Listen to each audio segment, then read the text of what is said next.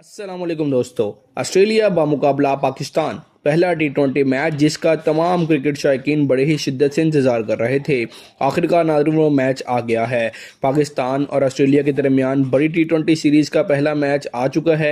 अब time table और schedule भी जान लेते हैं। ये मैच आप लोगों को कब और कितने बजे देखने को मिलेगा और यहाँ पाकिस्तानी टीम ने कौन से वो 11 खिलाड़ी फाइनल कर लिए हैं जो ऑस्ट्रेलिया जैसी खतरनाक T20 सीरीज़ में जो है ना वो नज़र आएंगे आपको खेलते हुए। अब नाज़रीन बड़ी ही ज़बरदस्त सीरीज़ होने वाली है, दोनों टीमें बड़ी ही ज़बरदस्त है। आप यूँ समझ लीजिए कि पाकिस्तानी टीम ने वो नाम आ चुके हैं जिन्हें आप सुनकर सब हैरान हो जाएंगे। यानी पाकिस्तान की बड़ी तगड़ी प्लेइंग 11 फाइनल कर ली गई है जो ऑस्ट्रेलिया के खिलाफ पहले T20 मैच में मैदान में उतरेगी। वो कौन से खिलाड़ी हैं जिन्हें टीम से बाहर कर दिया गया है? इतने बड़े मैच में भी पाकिस्तानी टीम के बड़े नाम आपको नज़र नहीं आएंगे। वो नाम कौन से हैं? आइए पाकिस्तान के मुकम्मल प्लेइंग 11 जान लेते हैं। आगा सलमान ने तो कौन सा गुस्सा दिखाया है और किन खिलाड़ियों को टीम से बाहर कर दिया है।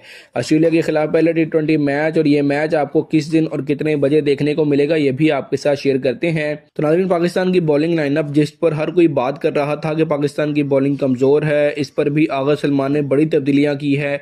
आइए जानते हैं पाकिस्तान की बॉलिंग क्या होगी, बैटिंग क्या होगी, मिडिल ऑर्डर में कौन कौन से खिलाड़ी नजर आएंगे, क्या क्या तब्दीलियां की गई हैं।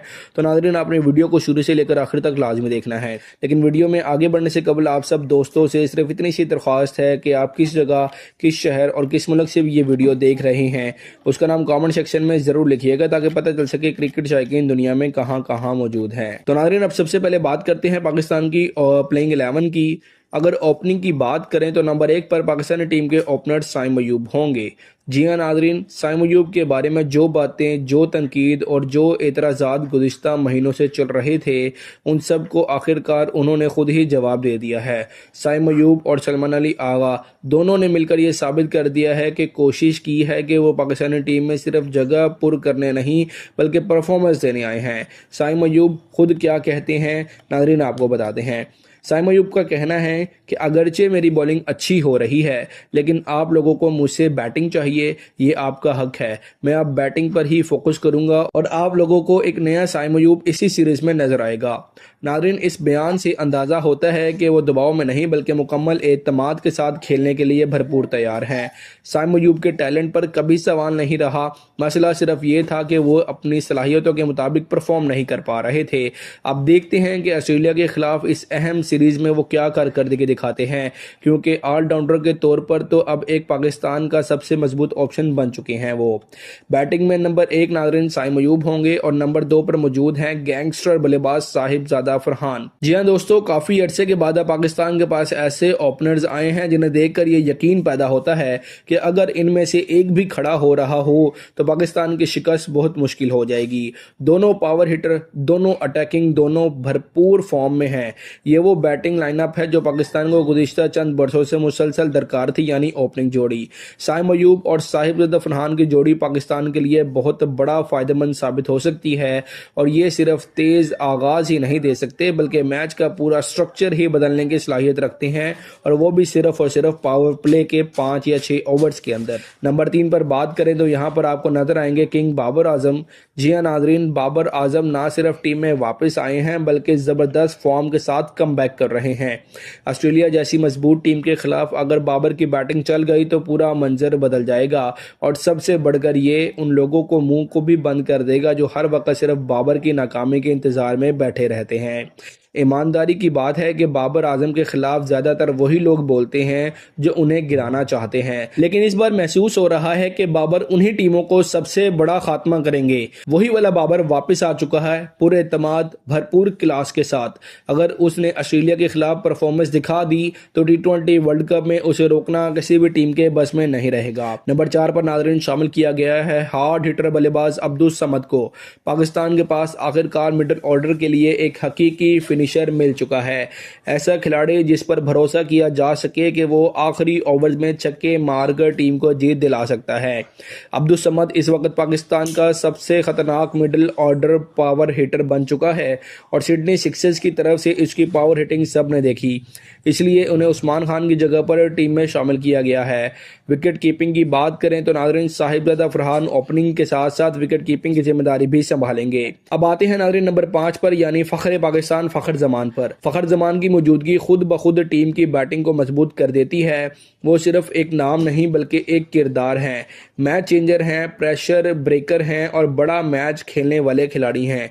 साइम अयूब, साहिबजादा फरहान, बाबर आजम, फ़खर जमान और अब्दुल समद। अब वाकई नाजरीन लग ऐसा रहा है कि पाकिस्तान की बैटिंग लंबी भी है और ख़तरनाक भी है और मुखालिफ टीमों के लिए परेशान कुन भी है। उसके बाद नाम आते हैं नाजरीन कप्तान सलमान अली आगा का।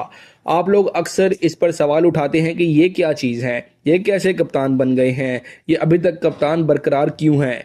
लेकिन हकीकत ये है कि सलमान अली आगा अपनी कप्तानी में अभी तक अच्छा करते आ रहे हैं। बैटिंग भी पिछली चंद इनिंग्स में उनकी कुछ बेहतर हुई है, लेकिन ओवरऑल उनकी कप्तानी बड़ी ज़बरदस्त रही है।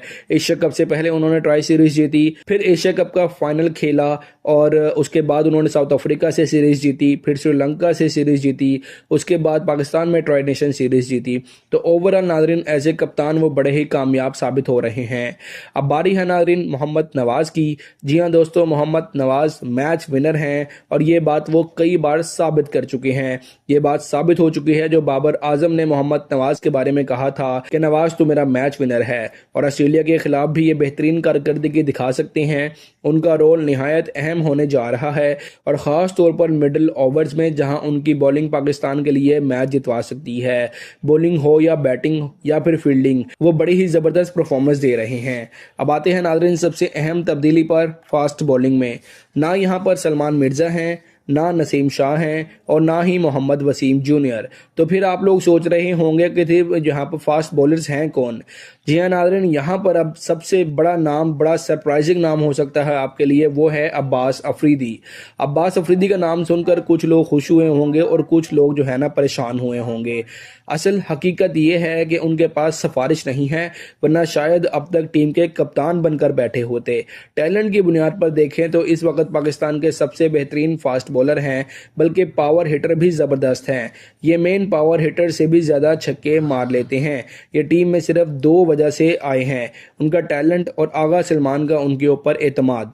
सलमान अली आगा ट्रॉफी जीतना चाहते हैं और ऐसी ट्रॉफियाँ इसी तरह के खिलाड़ियों के साथ जितवाई जा सकती हैं जो हकीकी मायनों में मैच के लिए और टीम के लिए लड़ें। हमने उन्हें देखा जब सुपर सिक्सेस वो खेल रहे थे तो वहाँ पे उन्होंने बड़ी ही ज़बरदस्त परफॉर्मेंस दी और वो अपनी टीम के लिए लड़ते हुए दिखाई दिए और उसका नतीजा ये निकला, पाकिस्तान सुपर सिक्सेस टूर्नामेंट जीत गया। फास्ट बॉलिंग में अगला नाम है नाजरीन हमारे ओडीआई कप्तान शाहीन शाह अफरीदी का, और उसके बाद शामिल किया गया है फ़हीम अशरफ को, जो ऑलराउंडर के तौर पर बैलेंस बरकरार रखेंगे। यह है नाजरीन इस मैच की पाकिस्तान के मुकम्मल प्लेइंग 11 जो ऑस्ट्रेलिया के खिलाफ पहले T20 मैच में नजर आएगी। अगर इस मैच के टाइम टेबल की बात की जाए तो पाकिस्तान श्रीलंका के खिलाफ सीरीज के बाद फौरी तौर पर ऑस्ट्रेलिया के खिलाफ होम T20 सीरीज खेलेगा। यहाँ पर 3 T20 मैचेस की सीरीज खेली जाएगी और तमाम तर मैचेस पाकिस्तानी वक्त के मुताबिक 6 बजे शाम को खेले जाएंगे और भारतीय वक्त के मुताबिक यही मैचेस 6:30 पर शुरू होंगे। अब नाजरीन पाकिस्तान और ऑस्ट्रेलिया के दरमियान ये टकराव जनवरी के आखिरी हफ्ते में होंगे। अपनी कीमती राय कमेंट सेक्शन में ज़रूर दीजिएगा। मिलते हैं अगली वीडियो में, तब तक के लिए अल्लाह हाफिज़।